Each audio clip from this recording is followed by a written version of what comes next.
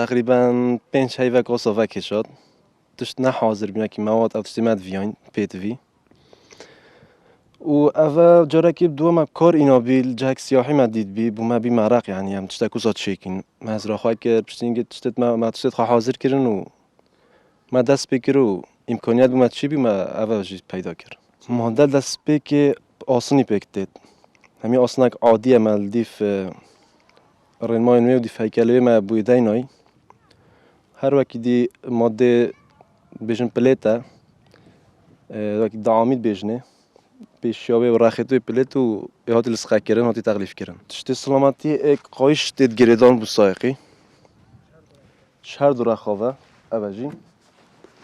قایش یک تأمینه و وقتی جایی که تود بینی دور زفرت همی آسانه که بخاطی دینام بیشین بو تأمینات گلک باشتره. خود داخازیا ما جاک هبا بو اویست سیاره هات با وکیل مثلا که صحتوان تایبت تاین تو نشی مثلا میگه ویل جاده گشتیان جاده مد اودی کار بینی اونه آواجه مثلا صحتوان جدانه اگر هبا مثلا داشتین هندک دیجی چک اینو کیوانا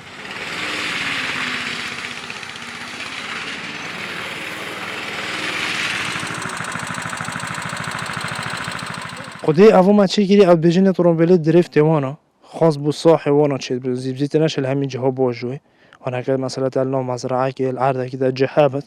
تشي مثلا بخواب كري او دي بكي بو بتشيك او بو مازنو همي چه بس نه یک جار بتشيك بتا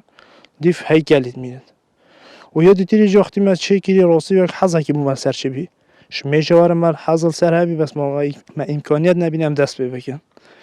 امكانيات بو ما چه بين درفت بو ما چه بي ما هدي دست بكن و اول مدك دريجه جيم بيفا شاف و روش جارا زفستان بيعمل سرماني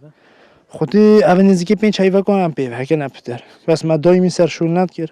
شوگم خودان شول بینم روز چون شولی و شف مشغول کرد و کهرب نبی جارا بر کهرب و بر گلوبی و خودی من هر دو شول کی کسی دی هار منه که وکی پشتوان جی اما حوالت ما بینود مال ما هم آبین وکی امکانیت جو کسی مثلا هار منه کرده بش شلقه پاره و بد آن شاری کاریا مادی و بد آسنی بد اشتکی بد کسی هار منه کرده حاجی مد گوته می وی شولید که نمی ویجی چتین گفت ما هنی هر فشلی نی هر شوه ماج گودم دستا جینا بردن حتی خلاص نک اگه شخص یک هاره من بگید بو ما جهه کی امکانیات درس بکیتن امشین تدا شول بکن صحه کی وکن آنجی حکومت هاره من بگیدم صحه کی وکن مثلا نه امتنه خلک یک بخواد ذوق کیش بو برین به استفاده بو جهه هر کس کی مجل بر هندی مثلا اگه صحه بدن اجده حتی 12 حتی 15 نه بو خلک ذوقتونه مثلا اجده کی تو به آن گشتیار به ذوقوده راوشه که جبت الزاخو مثلا زاخو هدي پیش بکه بده وقتش